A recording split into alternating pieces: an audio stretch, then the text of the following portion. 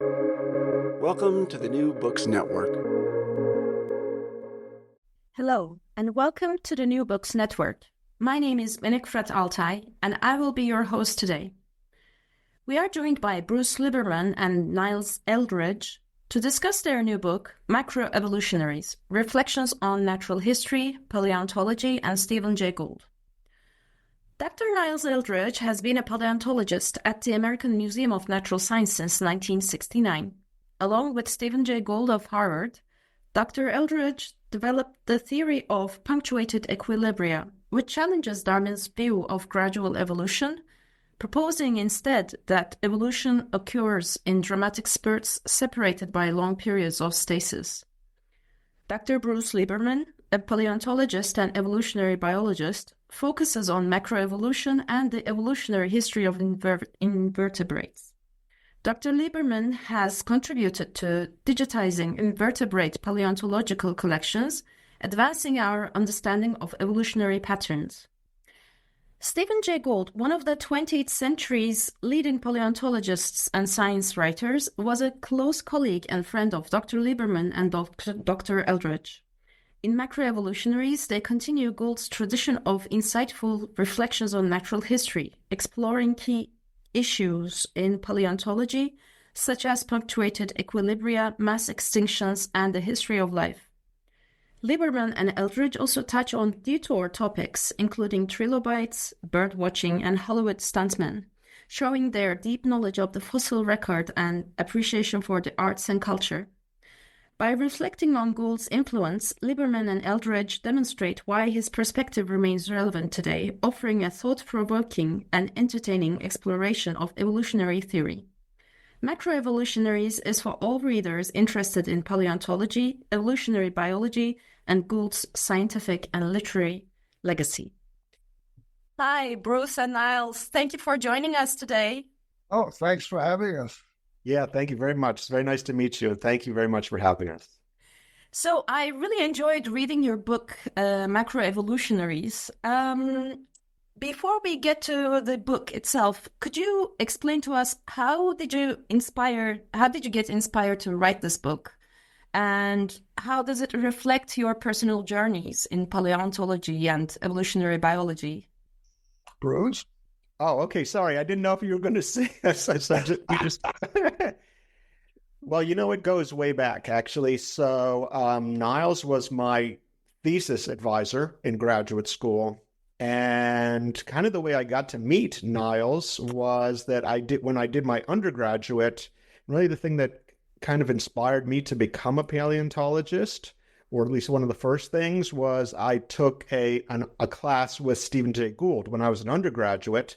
And I'm from New York City, and Niles worked in New York City at the American Museum of Natural History. And I had asked Steve, hey, are there any opportunities or places that you might recommend that I could do research over the summer to get involved with paleontological research? And Steve's like, in New York, yeah, you got to contact Niles, and he'd be a great, the greatest person to work with. So that's kind of how I started out on my journey with Steve and Niles. And in a way, it was a walk down memory lane, I think, for both of us. Niles, don't you kind of agree? Really. Yeah, Bruce suggested that we do some blogs. I think that was in, 2019, 2018, something like that. And you set up a blog site, and for a while we passed around manuscripts. But I thought it was great because I was sort of in the doldrums at that time. It gave me a chance to get it back out and start thinking about things. And from your invitation to get going with that blog series. And I think we were also always passionate about not just the science, but trying to present it in a way that would reach a broader audience that was still interested in science, that might not focus so much just on the technical aspects. I also think another big part of it was that we wanted to do something to get to write a book together. Of course, we collaborated on many papers, but I was always really inspired by Niles' productivity as an author. And so that kind of inspired me professionally. So I thought how awesome it would be to get to write a book with him. So sort of these passions. I think also we were really interested in kind of exploring some interdisciplinary things that we didn't feel we could do as easily in a scientific journal setting. So that's kind of what Niles mentioned. That's very true. Yeah. I have to say, the first thing we did when you showed up in my office, I don't know if it was that summer when you were still an undergraduate or when you became a graduate student, but we went out and saw the Thelonious Monk documentary that had just come out, So right away, we had this multi-theme sort of nature to the relationship that we had. It wasn't just trilobites, it wasn't just science. So yeah, that's very true. I'm more of a canoodler. Niles is an actual musician, but I've always loved listening to music and sometimes I love trying to play it, but sometimes it can be too hard. But yeah, we always did have those other aspects in common, our other interests in common. There's a lot of Miles Davis in our book. Yeah. Yes, actually, in Macroevolutionaries, you draw many connections between science, philosophy, and popular culture. So why do you think these interdisciplinary links are important? You want to go, Niles, first? Yeah, well, I think it's important for me in my personal life, for example, I hang out with a bunch of musicians. Bruce was very kind when he said I'm a musician. I'm not really. I'm sort of a wannabe trumpet player. But I hang out with professional musicians. I once said to some of them when we were in a car going into the city, I said, hanging out with you guys is like hanging out at the batting cage at Yankee Stadium. So it's really good to know people in other professions that you are not yourself part of, and you watch what they do and how they are and so forth. I find that very inspiring, actually. Yeah, me too. I mean, I think that partly we, as scientists especially, we spend so much time in these sort of individual areas or boxes. We don't get to go outside of those, but there's lots of fascinating information, but I also think there's lots of relevant information too. For instance, it turns out that approaching things with different perspectives, I think, can really shed new light on problems that maybe have only been viewed in one or a few ways.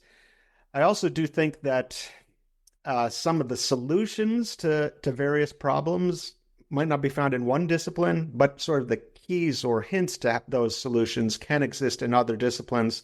Another thing I'd say too is those interdisciplinary areas, are often not as explored. So it means there's like more fun and available space. It's not just where everybody's working all the time. You get to go into areas that might not have been worked over as much. Exactly. Well, punctuated equilibria or punctuated type patterns in an evolutionary context are being found all over the place now, including cancer, So it's really exciting to see these ideas spread. And that's because, I think getting Steve into the conversation, a lot of medical people were big Steve Gould fans when he was alive and writing those columns for Natural History magazine. Time after time, you run into people who were inspired by those essays.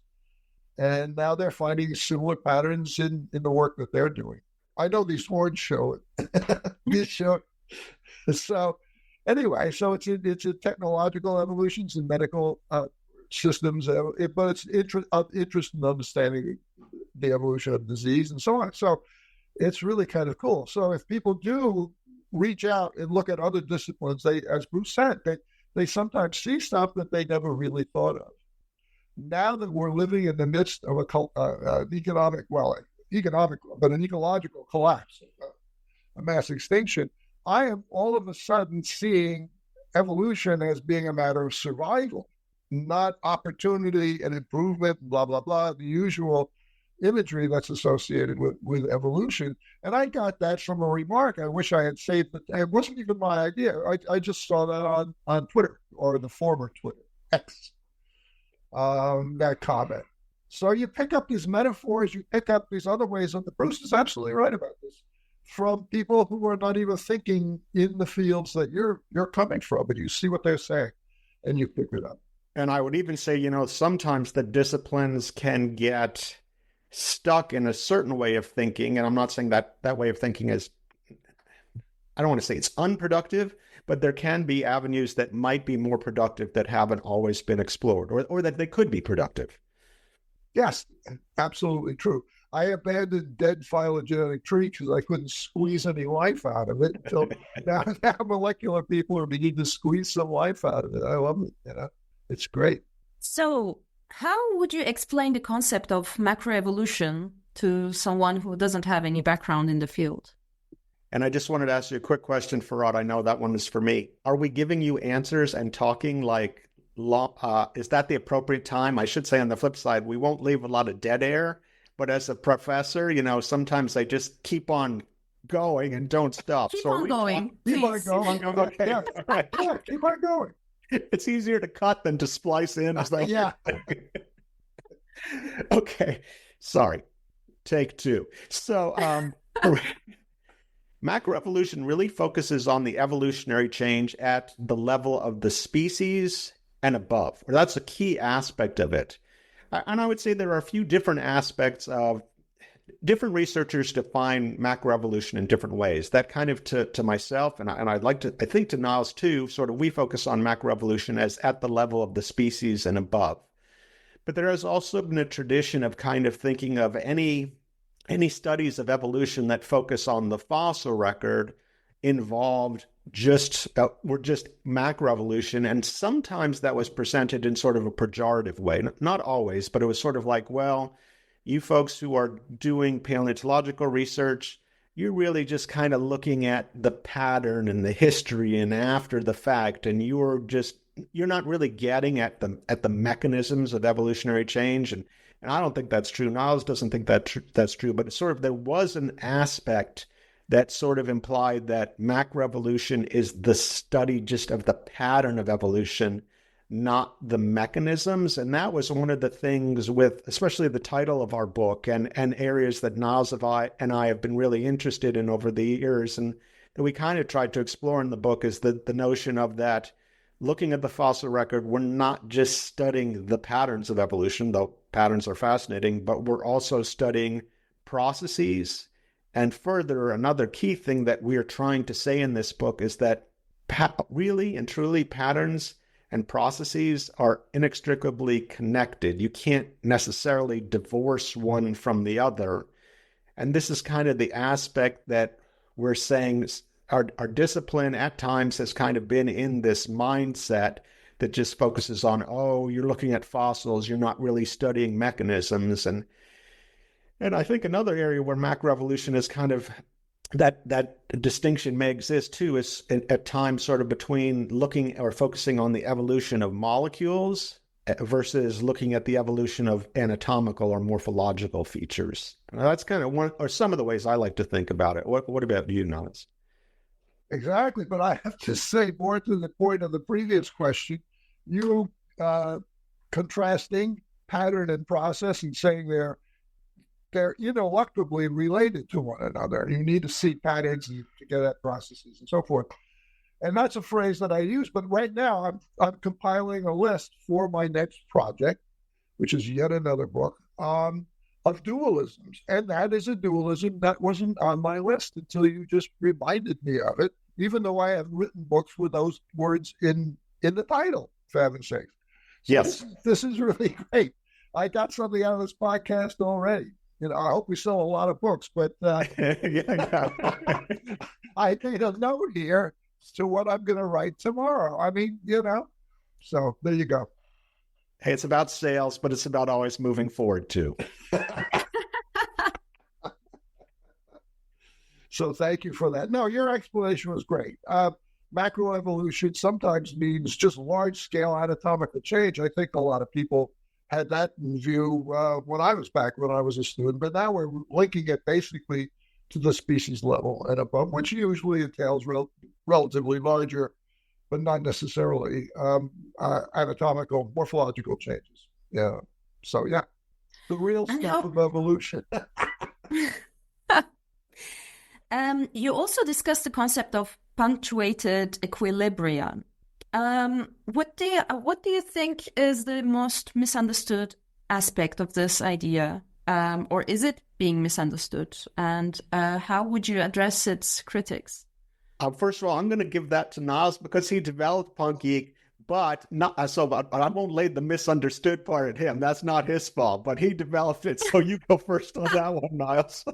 Well, in the beginning, they thought it was anti-Darwinian, and actually, it turns out that this stasis seems like it's anti-Darwinian because Darwin seemed to suggest throughout his lifetime that the way evolution works is slow, steady, and gradual as you go through time. Natural selection works very slowly. We've been looking at this again recently. He was aware, though, that the fossil record shows great stability, and it troubled him in his entire lifetime. So to think that we were being anti-Darwinian really was never our intention. We said, yeah, there's stability there, but great stability, but there's new species are arising according to the way systematists like Ernst Mayr and Dobzhansky were postulating. So we were being fairly conventional and also accepting natural selection as the modifier of adaptations, if and when modifications are being modified. Adaptations are being modified in an evolutionary sense. So there was a lot of confusion back then. What we were just talking about was the pattern that was there and the circumstances where adaptations tend to occur is when the origin of new budding off of new species. And it was not novel theory, any of it, but putting the two together seemed to, it was a communications effort, but also I guess there was a lot of people who were defending territory that they had already staked out. And it was Darwin's original postulates. So. And I do want to say a little bit more. I think Niles was being a little modest when he was saying there's no, that it wasn't new theory that was added. In some respects, I mean, this is one of the things that got me so excited about paleontology. When I was a kid, I loved it just because it was like, reconstructing ancient animals and what they looked like, and the places that they lived. But that paper and some of the others by Niles and Gould and Elizabeth Verba and some other scientists one of the things that really got me excited about thinking how the study of the fossil record could contribute to these ideas on evolution that, well, actually, they go back even before Darwin. And ideas on evolution have a really long history, back to the ancient Greeks in some respects, and certainly Lamarck was talking about those, a French scientist in the early 19th century, so many decades before Darwin. But I think that some of the revolutionary things that PuncGeek does is really combine aspects of theory that had been separated previously. So sort of Niles mentioned Ernst Mayr, who is a very famous systematist. He was the director of the Museum of Comparative Zoology at Harvard University. Before that, he was at the American Museum of Natural History, where Niles is emeritus now. He kind of had these views that looked at the processes or the key processes that cause new species to form. And he was really interested in birds and especially on islands. So he kind of picked up on this importance of geographic isolation, which goes back, you can see that in Darwin's writings and even earlier. But he kind of developed in a new, more modern theoretical perspective. And then there was another really key evolutionary figure in the middle part, and I should say Ernst Mayer's most active, though he lived for such a long time, he was active across centuries even, but, or he lived about a century, but another very important evolutionary theorist of the mid-20th century that we associate with what's called the neo-Darwinian synthesis was George Simpson, and he was a paleontologist, and he really emphasized things that Darwin had, as Niles mentioned, de-emphasized or somewhat ignored, and especially how the rates of change could vary through time. Long periods of relatively stable change, more rapid change. And I think one of the key things that punctuated equilibria does is unite these two different aspects of explaining, hey, evolution in the fossil record, partly using ideas from people who studied modern biologists, but extending the theoretical implications of that to sort of realize how, coming back to the term macroevolution, what smaller scale change over shorter time scales, how we might expect it to be viewed over longer time scales. What do you think is the most pressing challenge or the question for the paleontologists and evolutionary biologists at the moment? Well, I think there's many of them, of course, and the growing genomics revolution and the ability to connect changes that we see in morphology to the genes. That's a fascinating area that's happening right now, and I'll be honest, that's really not an area that I'm an expert on at all. I mean, many colleagues that work with me are. So I'm just going to kind of emphasize areas that I see cutting across paleontology and biology, or that try to connect the two. And to me, I think one of the key ones, at least, is connecting the fact that we know on relatively short timescales, just when we study modern organisms, we see that change can happen really, in what we would call really rapidly over the course of decades or hundreds of years. Yet when we look at the fossil record, most species throughout their history over many hundreds of thousands or millions of years don't change. So it's sort of figuring out what it is that makes things show stasis, but also that breaks that stasis. And again, so it comes back to this question of punctuated equilibria as a pattern versus as a process and the mechanism or mechanisms that produce it. At least to me, that's one of the most fascinating areas. I mean, I could come up with some others, but you go ahead, Niles. Yeah, well, I would say linking it to extinction, because we're in the midst of the sixth extinction right now.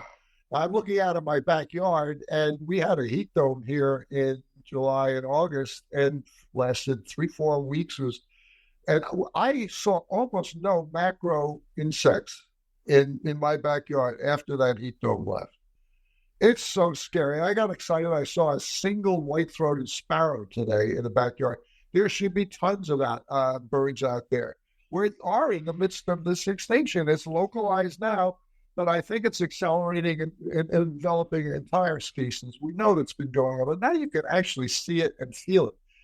And we are the people, we paleontologists, who know that mass extinctions are real because they pepper the entire history of the earth. And one of my mentors was Norman Gould, yours too, actually, sort of as a grandfather, at the American Museum of Natural History. He was the only guy in the middle, or person, I should say, in the middle part of the 20th century who realized that he called them, the mass extinctions are real, and that he called them crises in the history of life. Well, one thing that it took us until the 1980s to realize that without extinction, you don't get much evolution. So that's really interesting. So what's going to happen now? Or we should be generating new species as we're losing some, but I don't know. We have a chance now to look at the anatomy of an extinction, but since we are being threatened by it ourselves, it's hard to be dispassionate about this. So that's why I'm now intrigued by thinking about evolution, cultural evolution, as well as biological evolution as a means of survival. And I think that's an intriguing way because we need to think about how we're going to ourselves survive what's going on in the world right now. And I do agree. That is a very important point. I think one of the things that we can at least hope to use the fossil record for in this regard is kind of that mysterious touchstone of where is predictability in historical sciences, and how can we use this past history, maybe the features that organisms have in common, or their appearance or their ecology, to project forward what's going to happen. That's a very important aspect too, the nature of extinction. And I do think that's something that evolutionary biologists may not focus on as much, partly because it's a forest in treatment. We're in the middle of a very quick and rapid and devastating mass extinction. And yet I was able to go out to my regular physical therapy exercise today, and traffic looked normal, but it's in the middle of something that is really horrific. And if it just sums up, it's going to have horrible consequences. And yet things seem relatively normal, except for when the rains start floods and the heat gets too much. And then we realize that things are not the way they had been even a few decades ago. So anyway, but yeah, the anatomy of an extinction. But if you're sitting in the middle of it, it's not exactly like an atomic bomb going off, but it's at a slightly longer term scale than that. Well, and I think another point that we do talk a bit about in the book too is that Darwin's book is called On the Origin of Species. It could have been called On the Death of Species. That might have been too gloomy. It might not have resonated, but Right. it would be a key aspect of evolution is extinction. Yep. Well, we were just trying to keep it positive here, Niles. I didn't. Well, when we were Thanks for the effort. when we were students together, we used to complain that Norman Newell would go on and on about mass extinction, and we wanted to hear the happy news.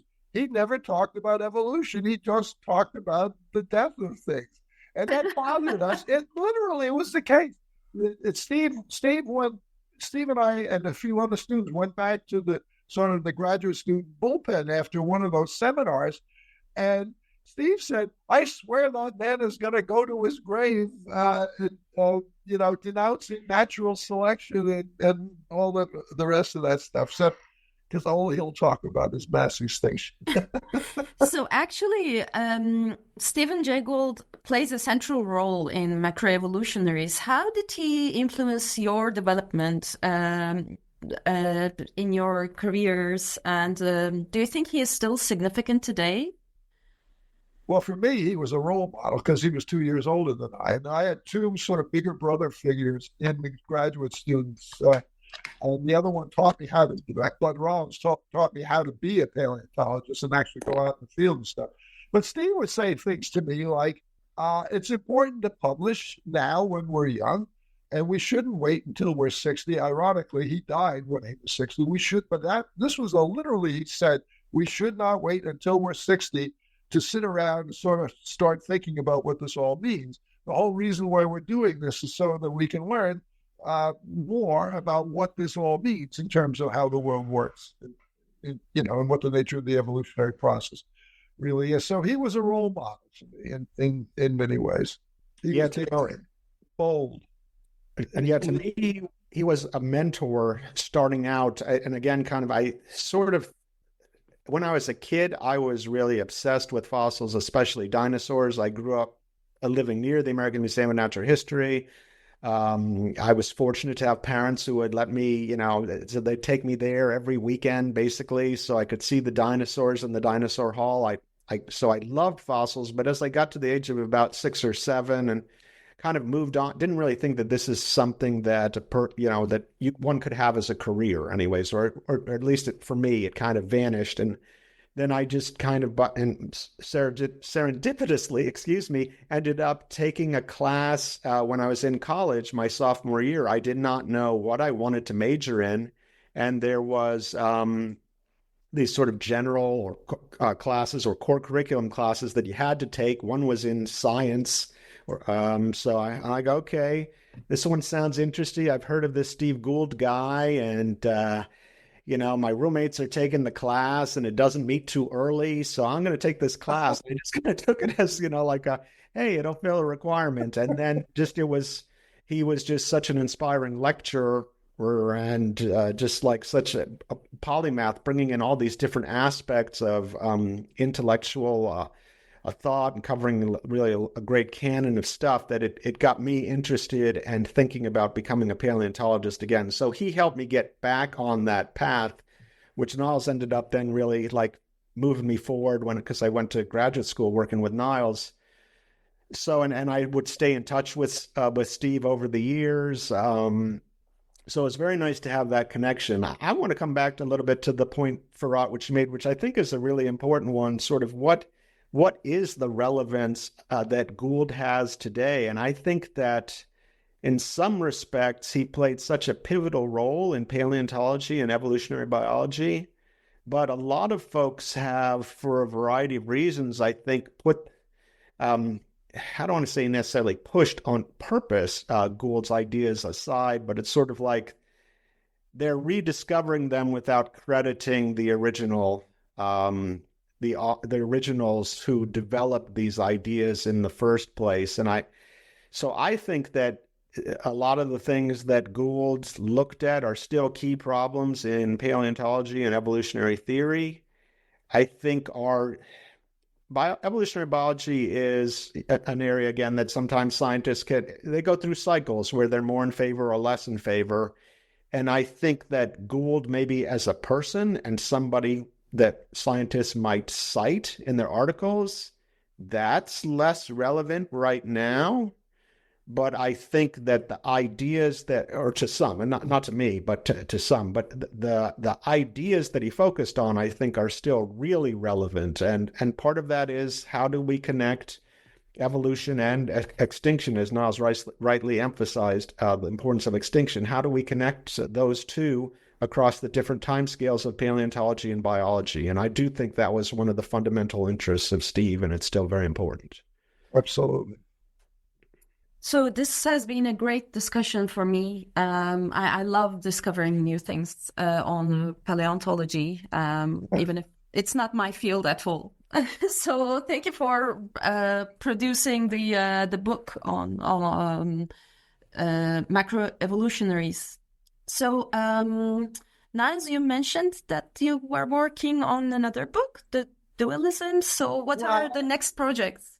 I'm 81, so what am I going to write about? I'm going to take another shot at explaining punctuated equilibria to the world, and because I've written about extinctions. I was thinking I'd be writing about this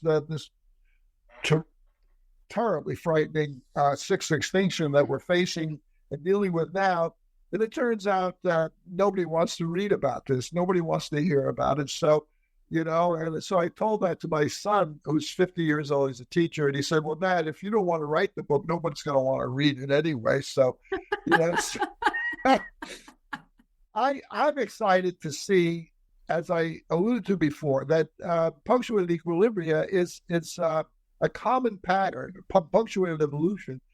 But a lot of the causality thinking is the same or very similar in wildly different areas now. So I came to think of evolution as the fate of transmissible information in an economic context. So it fits the evolution of human culture.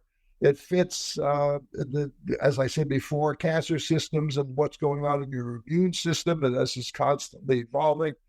And so there's all of these sort of different realms or systems that are evolving because there's this transmissible information going on. So I'm really excited to see to the extent that they resemble one another and to the extent that they differ from one another. The modes of reproduction, for example, are different in various different ones of these systems. So I thought, and these people are writing about it. I've been doing a little bit of, I've been allowed still to join in on some of this, which has been very good for me. And I just thought I'd take another look at all of it. And starting out from where I was a kid in Brazil, being an anthropologist and learning about tools and so forth in the fishing industry and so forth, and seeing how that led me on to all the rest of the things that I've been doing over the last, I guess, almost 60 years now. My God. So, yeah. And how about you, Bruce? Any new books? Oh, sorry. First of all, thank you so much for having us and for the great questions. It's just really fun to talk about these issues with people and the great questions. So I really appreciate those. I am not working on a book right now. Kind of the big thing that I'm working on, well, there's two really. One is the big research project is kind of looking at, to come back to the point that Niles and I were talking about, the role of paleontology in informing our understanding of extinction. Especially where my students and postdocs and I are interested in exploring what aspects of the fossil record, provide opportunities to make predictions about what's going to happen in the sort of near future over the next few centuries based on what's happened in the past in the face of climate change. So that's kind of one of the big things that I'm really working on now. The other thing that I'm really focused on is I'm involved with the project. It's called the Treatise on Invertebrate Paleontology. Basically, it's an encyclopedia of information on paleontology, but it's kind of been captured in a book form. So we're trying to get the data and the information out that's implicit, inherent in those, the treatise volumes, which are these sort of old books with the blue binding, which are really great, but to get that out there to the broader community so they can be used to do things like perform large-scale analyses of how climate change, other types of change have influenced evolution and and how things have experienced extinction over the long term, hundreds of millions of years. Those are kind of the big things that are keeping me busy right now. Fascinating. Well, thank you so much for joining us today. And I hope our listeners will definitely take a look at the Macroevolutionaries. Take care. Thank you. Okay, thanks.